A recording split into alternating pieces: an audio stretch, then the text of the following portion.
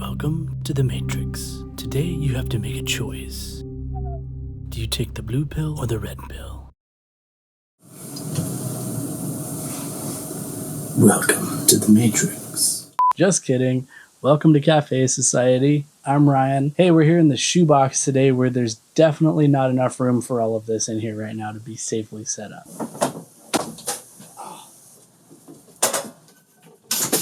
But they're very important for today's subject, and so that's why I'm subjecting myself to this kind of claustrophobic torture. Today we're talking about probably the most important aspect to video production other than great audio: light.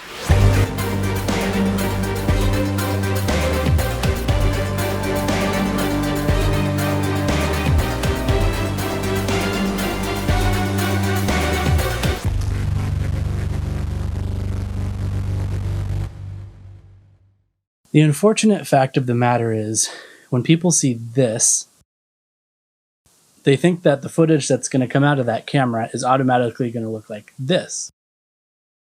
This is pretty much false. Sorry to burst your bubble, up-and-coming filmmakers, but yes, it takes a long time, years of experience in developing skills to get to that level of cinematic quality. When you give an amateur filmmaker an insane camera like a Red or an ARRI, it's sort of like handing the keys to the NASA lunar module to a brand new flight cadet. But fear not, we're going to go over some of the classic and common light setups and the types of shots that they create. So let's get to it.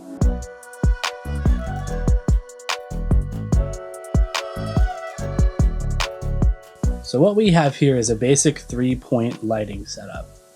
This light here is called a key light that you can see illuminating the side of my face and my body. The key light is the primary light that you're going to use to illuminate your subject. It's going to be the brightest light in the scene and the most prominent one. It's best to use a big, wide source of light for this. So use like a large daylight window, or if you have a bright light, you could slap a softbox over it, silk or a bedsheet or something to really cut those hard light beams because we want it to be soft and silky, buttery smooth. This is called a diffusion layer. Diffusion meaning that the light is more evenly dispersed instead of hard concentrated. This effect can be seen if you take like a flashlight and hold it up close to an object. See how the beam concentrates when I move it close? You don't want a high-powered concentrated beam blasting your subject in the face. They'll hate you for it, and your interview will look bad. Now watch what happens when I put diffusion in front of it. A lot different. Light quality is another way of describing how hard or soft the light beams are. But guess what? Light quality is not the only thing that makes a difference. The angle and position of where the light is at also plays a huge role in how it's going to look. To create good separation from the background, you're going to want to position your key light about 45 degrees to the left or the right of your subject. You can also see the light behind me in the reflection because I just didn't want to take those pictures down, and this is the only space I have to shoot at the moment. Light, as we know, casts shadows, and bad shadows are bad, like ball cancer. That light is going to cast a shadow on the opposite side of your person's face, and we want to have the best looking shadows that are the most flattering for your subject or your actor. Something that has some depth but is not too distracting. So right now I just have the key light set up and turned on. You can see on this side, my face is all lit up, and on this side it's dark and shadowy like a Sith Lord. Execute my order. And number 1 with a large fry to go. So it's time for light number 2, the fill light. So now I've got a fill light on. You can see that this side of my face is now a little more illuminated. I didn't actually use a light in this setup. Instead, I have a white reflector here that's bouncing light from my key light back onto my face. You can do a fill light with a bounce, or you can do a fill light with a normal light. Your fill light should be about half as bright as your key light, and its main purpose is just to kind of fill in those shadowy areas so you don't look as scary. The third light, in my opinion, is the most important one if you're trying to get that really cinematic kind of quality and feel to your shot. The backlight.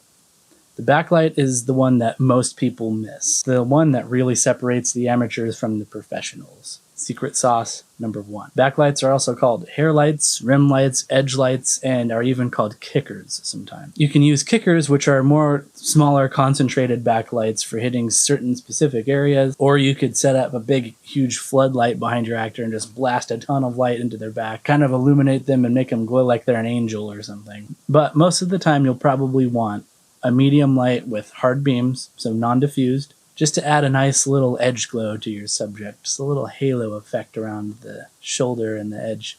Just separates your person from the background just a little bit more, almost makes it look like it's three-dimensional. And that's it for the 3-point lighting setup. So now let's look at some of the more creative ways that we can utilize that light. Try to think of light as like an invisible paint to tell your story visually. Great cinematographers know how to manipulate and use light to pull your eye to focus on specific things in the frame that they want you to see or to remember to focus on, or to give the whole scene a certain tone or mood. At this point, it's all about playing with the angles of these 3 different lights to achieve different styles or tones, or to know when to remove certain lights to get a certain tone.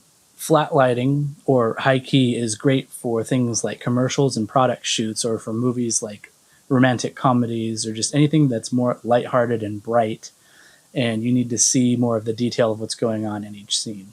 Butterfly lighting is a variation of flat lighting, but the key light is a little bit higher up, kind of straight in front of the actor. It gives this butterfly-looking shadow under the nose. That's why they call it butterfly lighting. This was developed by Paramount Pictures way back in the early days of cinema. It's used mostly for like glamour and modeling type stuff because it's really flattering to the model's face, and promotional videos. You can get much more dramatic, low-key styles of shots when you move the lights to the sides. This is sometimes called Rembrandt lighting, and it's named after the famous Dutch painter from the Baroque era. This style of light is considered to be more realistic than flat lighting because it mimics more of what the sun actually does as it moves across the sky. It's also the most popular for Hollywood movies and stuff because of its dramatic flavor. Ooh, that's a bingo! And then if you dim the fill light or get rid of it completely, now we're getting into kind of the suspense, thriller, horror territory, where there's lots of dark, hard shadows. Stuff is definitely obscured. You can't see what's really going on, unless you're Alfred Hitchcock, who often used more brightly lit, natural lighting for his scenes, just to make the horror and creepy crap feel to the viewer like it's happening in the actual world, rather than in a stylistically lit Hollywood set, because Hitchcock is a twisted dude. And this is where your imagination starts getting involved, and it just feels more ominous and scary. You can place the lights at very extreme angles, like down underneath to get that flashlight, that scary campfire flashlight under the chin effect, or directly overhead to get the like interrogation scene effect. When I was working for Dutch Bros, we often used the Rembrandt style of lighting for our products and drink shoots because the psychology behind it was if you want your customers to think that the product that they're going to get is big budget and high quality, then why not shoot it like it's big budget and high quality? Not to mention each new drink had different flavors involved that could correlate into the types of accent colors that we would use in the lighting in the shots. Or the opposite, they would be how we would determine what the contrasting colors would be in the backgrounds or the set pieces that we built. It's amazing after 4 years of countless video shoots and photography that we were still able to come up with new and inventive ways to shoot pretty much the same thing, which is just a coffee cup on a table. We used a variety of different camera gear that ran the gamut all the way from really high-end red and like slow motion phantom cameras, to mid-range DSLRs like Panasonic GH4s and Canon, and even our own cell phones sometimes. But the thing that changed the most was the lighting and the background setups. And our team got better and better each time we did it. By the way, a lot of beginner videographers and filmmakers tend to place the camera on the side of their subject where the light is hitting. There's actually a better way to do this that will make your shot look more interesting and cinematic. This is secret sauce number 2. You want to place your camera on the shadowy side of your subject. It'll make the shot look a lot more dramatic and give more depth. If you watch your favorite Hollywood films and stuff, you'll pretty much always see it done this way, unless the cinematographer had a really good reason not to. All right, this has been a pretty long episode. And honestly, this is just a really small glimpse into the world of cinematography and lighting. I've barely scratched the surface on some of this stuff.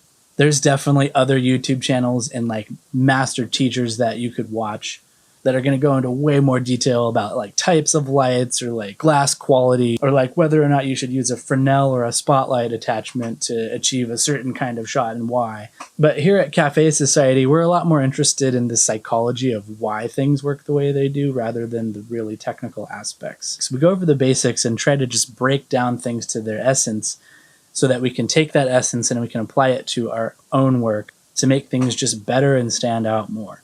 That's why we call it the secret sauce. If you want a fun way to kind of study the subject, start watching some of your favorite movies and pay attention to how the lighting looks in each of the scenes. Can you identify some of the lighting setups that we talked about today?